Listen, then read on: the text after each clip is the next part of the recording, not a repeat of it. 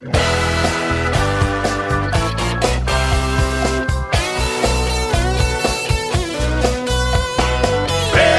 is coming, don't stand in the way. FAIRtax is coming across the USA. FAIRtax is coming, clean up this mess. We got to get rid of the IRS. Hey, hey! Hey, hey! Hello, welcome once again to FAIRtax Power Radio. I'm Bob Paxton. And I'm Ron Walero. And we are the FAIRtax FAIRtax Guys. Guys. Reminding you that we would love to hear from you at thefairtaxguys@gmail.com is our email address. And, of course, we have our Facebook page. We like questions and comments there. And are you okay? You sounded pretty Yeah, I'm fighting off a cold. I had a heck of a weekend, and 4th of July we spent in 90-degree weather, promoting the FAIRtax at an event up in Orange Park. So it's been a long couple of days, but I'm fine. I'm fine. I just sound a little weird. Okay, well, I'll tell you what. I'm going to put your old man's brain to the test here. As we always do here on FAIRtax Power Radio, we're keeping an eye on the Congress critters so that you don't have to. And we are keeping track of how many proposals to the tax code, how many changes to the tax code are being proposed in this Congress that has been in session since January, about half a year now as we're recording this. And would you care to take a guess now as to how many? Well, let's see. The last time it was around 750 or so. I don't know. 760? No, it was actually a little over 700, and it's now up to 700. Oh, I got the hundreds wrong. Yeah, it's now up to 723. 723. 723 proposed changes to the tax code in half a year. That is about 4 a day. So people who think that Congress doesn't do anything, oh yeah, they're busy submitting proposals to change the tax code wildly all the time. And they do, not all those 723 will become law, but some of them will. And they're going to make the tax code much more difficult or, complicated. And you and I are responsible for every word of it. When we sign our tax return in April, we are saying that we understand every bit of it, and that's not possible. No, that's not possible even for the professionals whose job it is to keep up with all this stuff. Yeah. We documented that very well. But I say we've been beating on the IRS here on FAIRtax Power Radio, and we'll continue to do so because they so richly deserve it for all of the nasty things that they do. But there's something else that they do. That Congress does as well, that we haven't talked about a whole lot that shouldn't happen, but it does. It does. And that is how the Congress will use the tax code to, in effect, pick winners and losers. They will give tax credits to behavior that they want to encourage. They will give tax penalties to things that they don't want to happen, and they will use the tax code as a tool for social engineering. Yeah, and that's just not right. Now. When we did our Jefferson skits, I've been thinking a lot as a former science teacher. If a founding father suddenly showed up at your doorstep and you had to explain all the things that have changed since like the late 1700s or the early 1800s, you would have your hands full because a lot has changed. But a lot of people in Congress think that it's their job to promote this change, to pick the winners and losers, to encourage us in one direction and discourage us in a different direction. Okay, that's not the job of Congress, and that's not. And what is their favorite tool? The tax code. And the tax code is simply supposed to be a way to fund the government. Period. Then you have your debates on the side as to how to spend the money or things like that. But the tax code is simply, or should be, simply about collecting the money that the government needs to run. Period. End of story. The tax code doesn't need to be giving incentives in one direction and disincentives in another. And you've got a neat little quote here from AFFT President Steve Hayes about that. Well, we were thinking about this episode, and like we said, Congress uses the tax code, deductions, exemptions, and so forth. And I wrote to Steve Hayes. I said, I need a little help with the terminology here. And I told him what we were doing. We were thinking about doing this episode and concentrating on actually the inventions that came about before the tax code ever came into existence. And, the problem with Congress trying to manipulate our lives through the tax code. Here's Steve's response. The D.C. geniuses believe that the primary purpose of the tax code is not to collect money, but to empower them to give incentives to things that they believe are good. For example, they have decided it's fine to seem to encourage home ownership with a mortgage deduction, but to penalize all who rent and don't itemize by increasing the cost of homes by at least 15%. It's crazy. So that's one of the things that they do to encourage home ownership, but it sure doesn't help the renters. Whether you call it deductions or exemptions or credits or whatever, it's the same basic belief. He continues, they can pick the things to encourage and the ones to discourage. So, unfortunately, they're not very good at picking winners. No. Can you say Solyndra?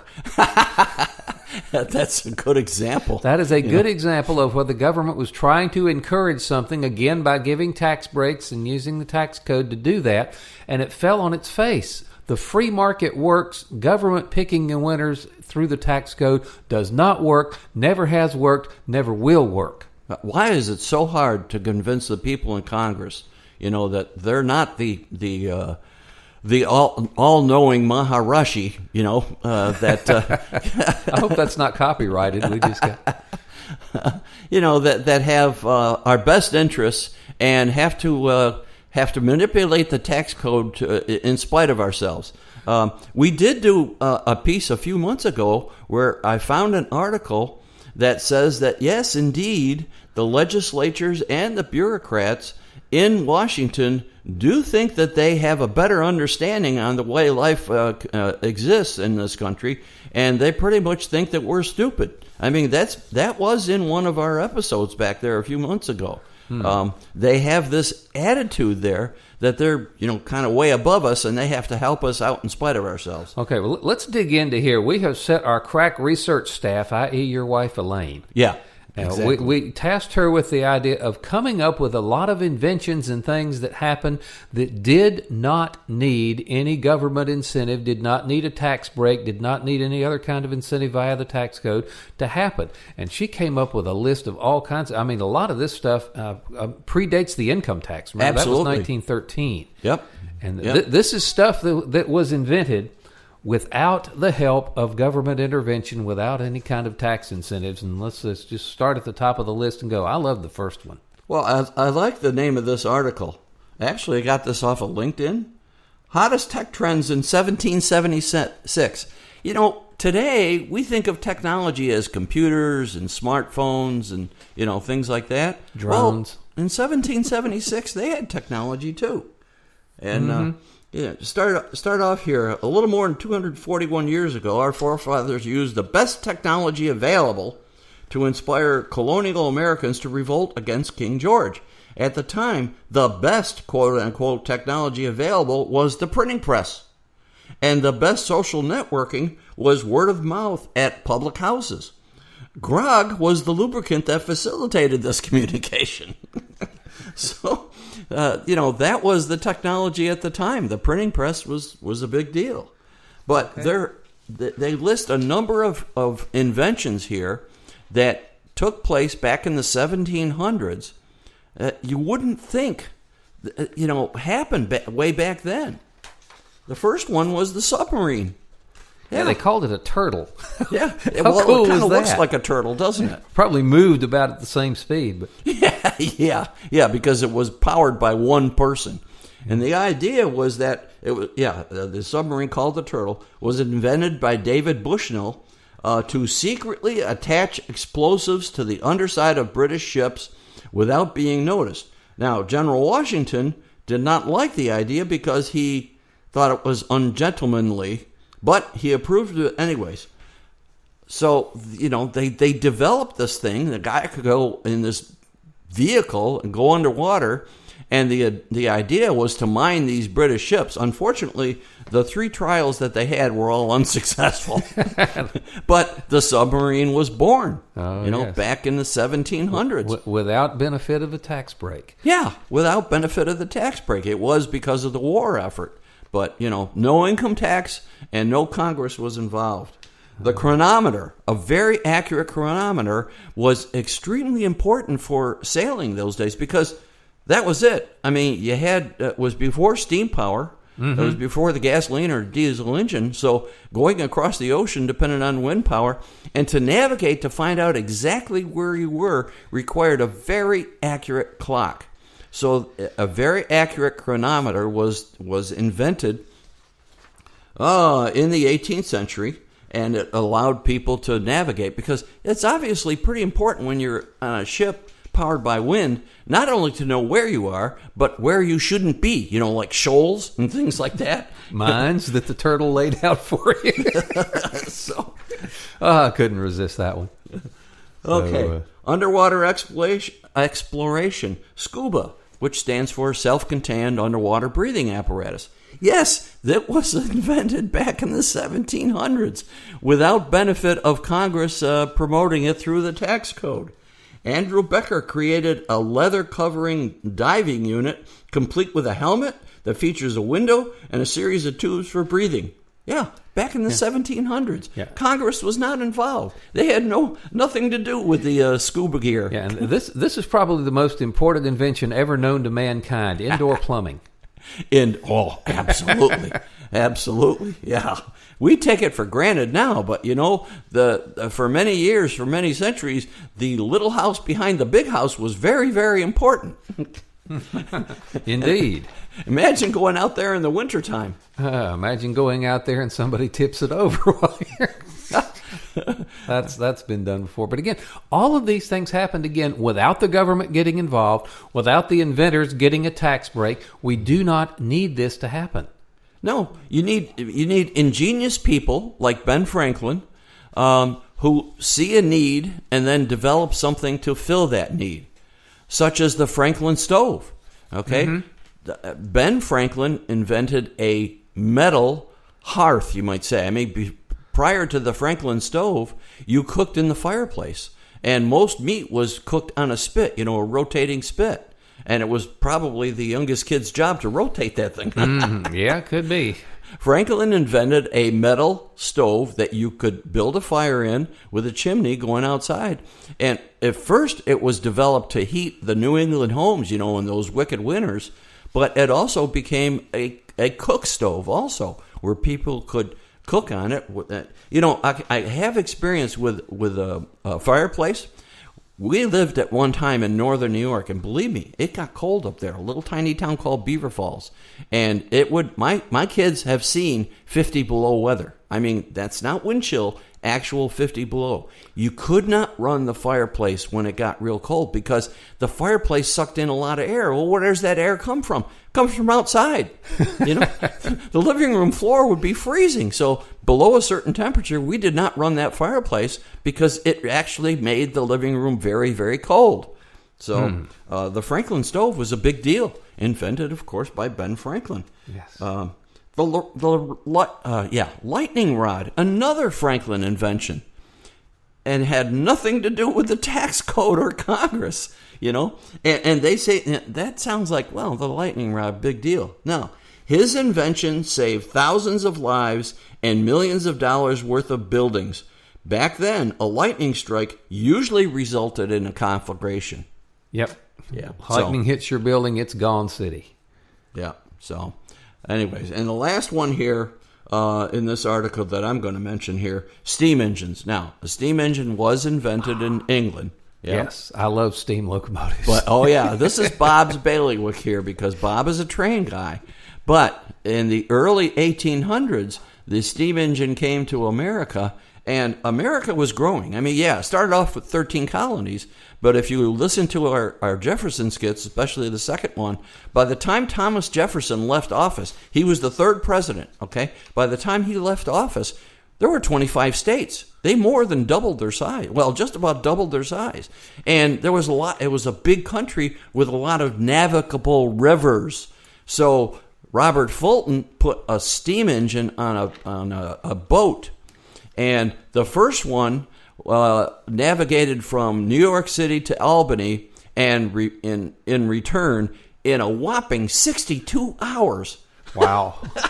And how big a tax break did he get from the government to do that? Yeah. He was an entrepreneur that sold the steamboat to people and, did very well. So you see a need and you fill the need. And that's what people in the private sector do. And we don't need Congress meddling with the tax code to constantly to encourage what they think, all right? They don't want us to use incandescent bulbs, right?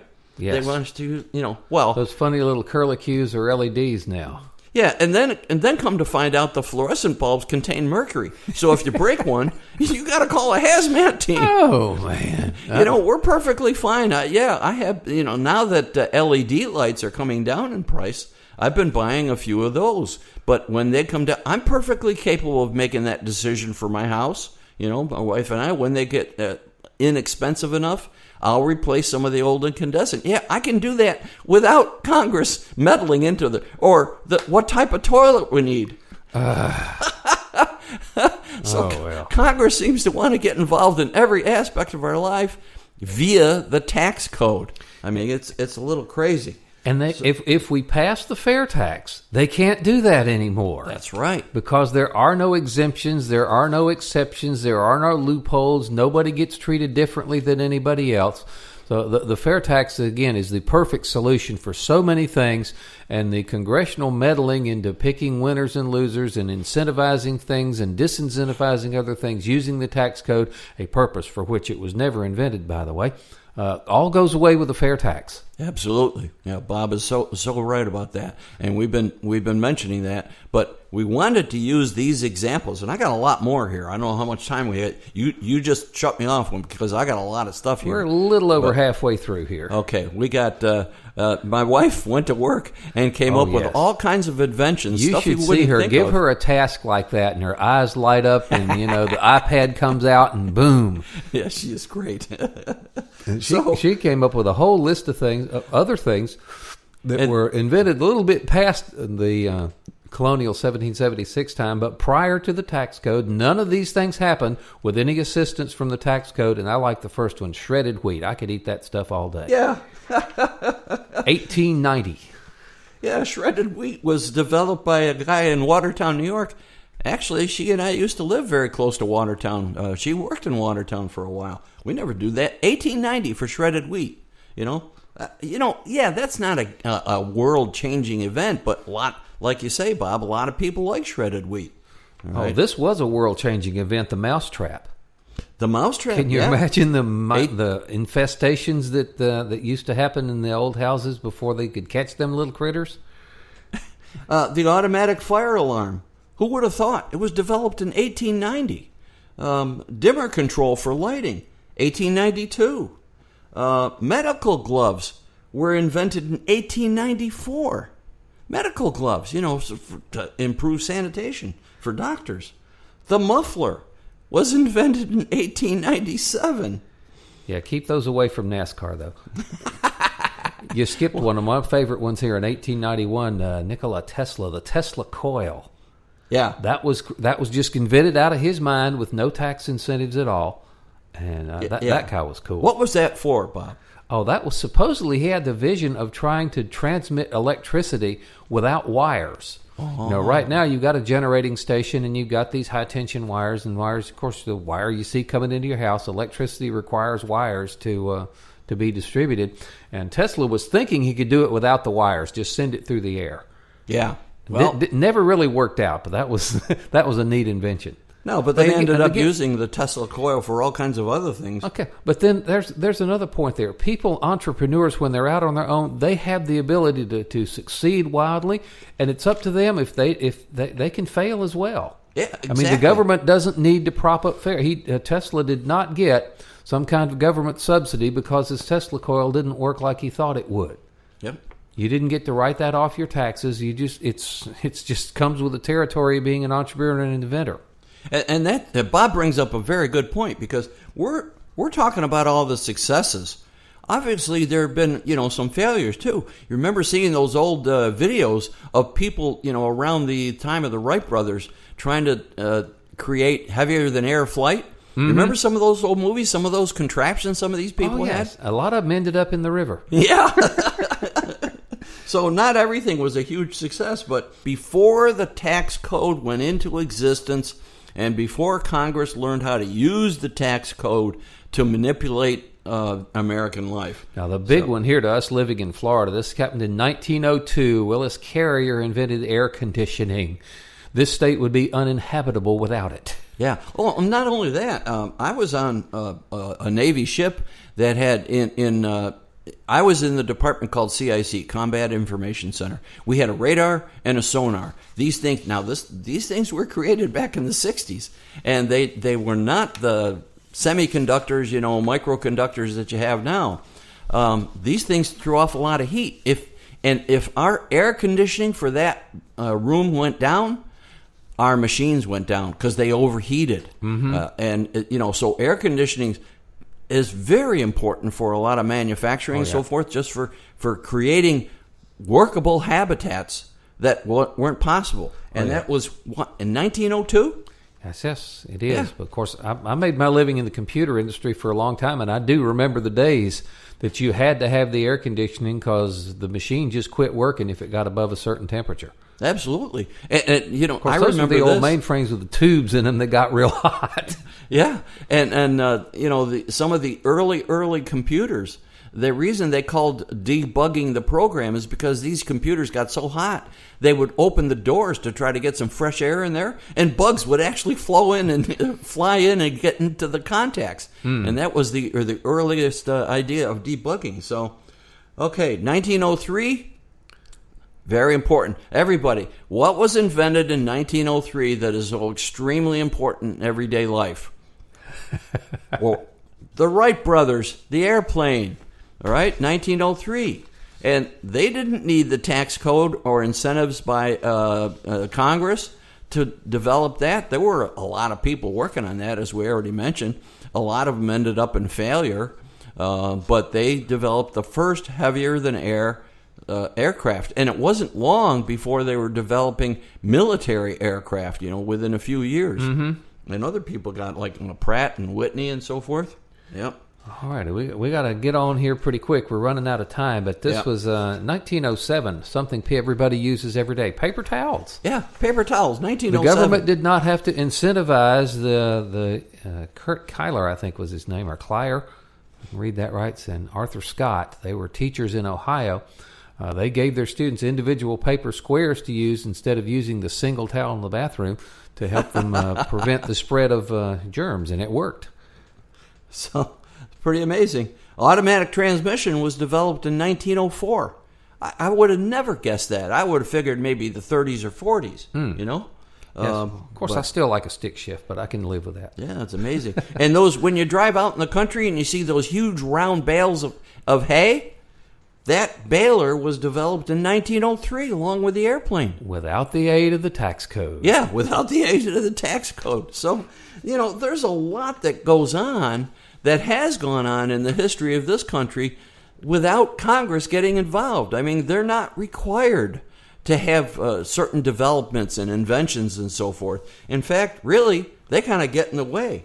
I mean, when you think about, how much time we got here, Bob? We have got about 5 minutes. Just about. Just let's go down a list of pre-tax code inventors, because some of these are going to tweak your memory. You hopefully heard about these in your history studies.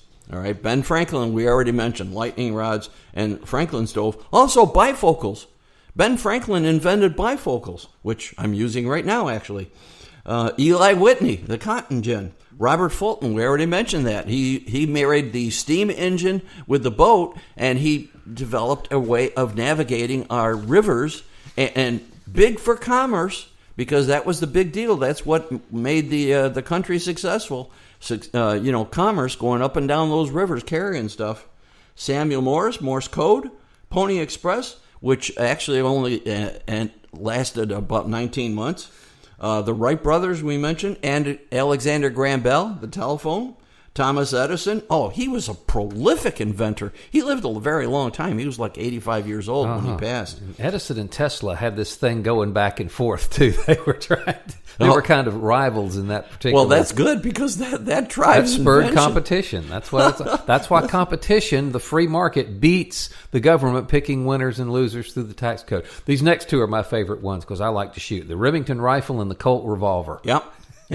They were developed without any help from Congress and the tax code. All right. And Henry Ford perfected the assembly line. Henry Ford did not create the assembly line or invent it. Actually, Ransom Olds did, if you remember the Oldsmobile. But Henry Ford is the one that added conveyor belts and made it really usable. So all right. Well, all these things came along before the income tax.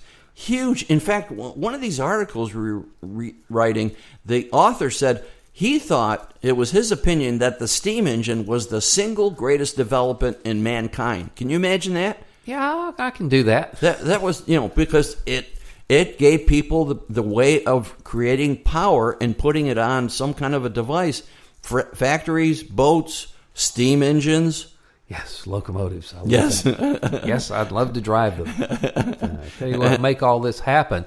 If we want to get rid of the government picking winners and losers via the tax code and have a fair, simple, honest tax code that treats everybody the same, no exemptions, no exceptions, no loopholes, no nothing except the more you spend, the more you take out of your pocket to pay it. That is the fair tax, and you need to make that happen by joining your state. If there's a state fair tax association in your state, you need to get involved with that. And even if there is or there isn't, you need to get involved with the National Organization Americans for Fair Taxation. Yep. If you can pledge just $10.40 a month to get rid of the 1040 form forever, that would be most helpful. As Bob says, the fair tax is the answer to this crazy tax code and congressional meddling in our lives, via the tax code. We don't need Congress to tell us what needs to be invented or what they like. I don't care what Congress likes. Yeah. I'll make my own decisions. So, and the fair tax lets us do that. It is the simple solution to this crazy, complicated income tax. It gets rid of the IRS. It returns power from Congress to the people, and you really need to support it. Like Bob says, go to FAIRtax.org and help out there. And also in FAIRtax.org, you can find out where the state organizations in your state, whatever state you're in.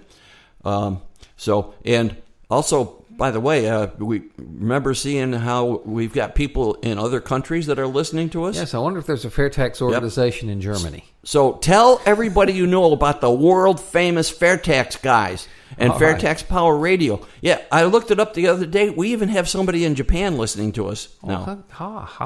I don't know any Japanese. I can't even fake it. But I have one very close Japanese friend, but I cannot speak Japanese. Anyways, not a bit. So help us out, folks. Let other people know about FAIRtax Power Radio. Let people know about it. We have to get as many people as possible clamoring and insisting to Congress that their congressmen or women that they co-sponsor the legislation. Yeah, very, very important. Fair tax is going to hopefully have a seat at the table. You're not hearing a whole lot about it as far as the tax reform debate that's going on in Congress right now. But we've got a scenario that I think might actually come to happen, that everybody hates the other guy's plan, and the fair tax may be the only last man standing when this is all done. Yep. Now, how that would be cool. If we, the people, the grassroots, would rise up and demand, we say, once you understand it, you'll demand it. That is really the case. It really is. Once you understand this thing, you can't not like it. Yeah. And the president and vice president are both very knowledgeable about the fair tax. So Bob is right. We're hoping to be the last man standing and get real tax reform. Nibbling away at the edges, changing the brackets, changing the rates is not real tax reform. Only get rid of the income tax, eliminate the IRS, and go to the fair tax. That's the only real tax reform. Okay, fairtax.org to learn about it, bigsolution.org to get involved with it. Yep. And so we do need your help with that, and that's just about going to wrap it up and do it to it for this edition of FAIRtax Power Radio. Thank you so much for listening, as always. I'm Bob Paxton. And I'm Ron Molero. The FAIRtax Guys, again, reminding you that the fair tax is America's big solution, and once you understand it, you'll demand it. Fair tax is coming.